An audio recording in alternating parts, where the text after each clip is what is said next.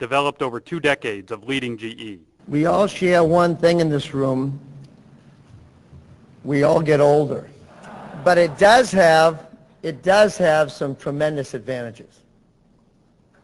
I remember when I had my first kid and I brought a box of cigars to Plastics Avenue to hand out cigars for my first kid. Well, I never felt any prouder of my life at that moment than I did last night when I came back, and over the last 30 days as I've watched Jeff take over this company. It's just one of the most exciting things of my life. And so to have that happen, there are benefits. Jeff's father worked for GE for 38 years. Think how proud he was. Now I'm vying with Jeff's father to see who is bursting the most over this whole thing. So it's pretty damn exciting. You got to bear with me a little bit because in this my 33rd and final operating managers meeting, my 20th as CEO, I'd like to leave you with some thoughts on 10 things to reflect on as you go forward. This is not about nostalgia or memory lane. It's all about what's important tomorrow. It's about the future. First and foremost, integrity. This company and its people are all about integrity. I'm often asked, what worries you about GE, keeps you up awake at night? It is nothing about our businesses. It's just someone doing something stupid from a legal point and bringing tarnish to the company and destroying themselves and their families in the process. Never stop being diligent about it. Never leave anyone in the organization that works for you in doubt about where you stand on this subject. You can't talk about it too much.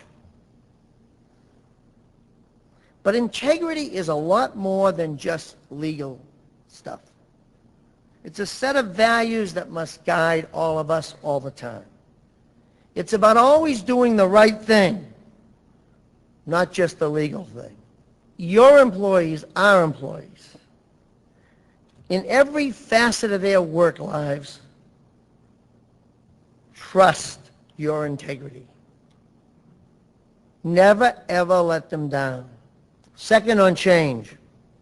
The point for all of you, though, is always be thinking change is good. Don't stay up all night worrying about predicting it exactly right. Change is not bad. It creates an opportunity every second, not a crisis. Jump all over it. Show the leadership so your organizations aren't paralyzed by it. Organizations can get scared by it. Make the change an energizing, exciting event. Relish it. I think it's the company's great strength. Grab it. Third, on the customer. This is where it all starts. Big companies often spend their time inside. I know 2 things will take GE to new levels of customer focus and satisfaction. One is span.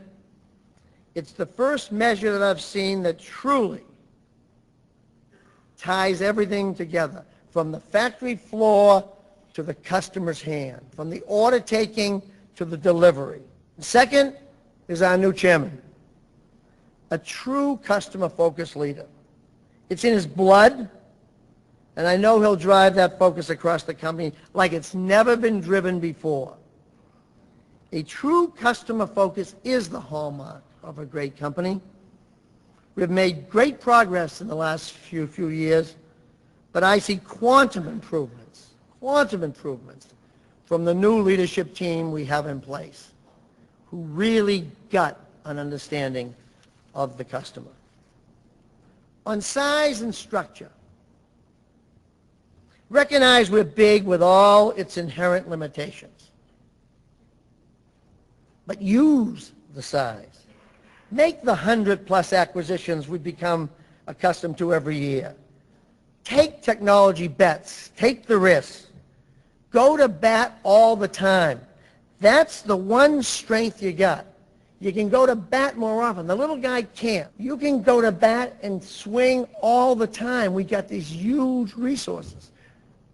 And at the same time you're doing that, using the size, fight like hell to keep the small company spirit. Involve everyone. Reward broadly. Celebrate, celebrate, celebrate. Hate bureaucracy. Hate it every day. And don't be afraid to use the word hate. Laugh at bureaucrats. And get rid of layers. Make fun of layers. Joke about layers. They slow. They insulate. They're what cheap people do in lieu of pay raises for people. On self-confidence, simplicity, and speed. Self-confidence is a key ingredient.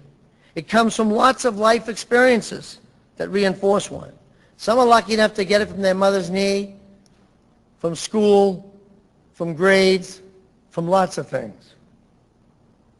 But you can build it in people. And I've seen people in GE who didn't have it get it built by having continual reinforcing experiences.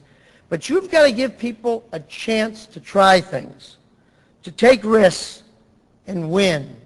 Because from each victory comes to each of us another building block of self-confidence. And it's one of the responsibilities of leadership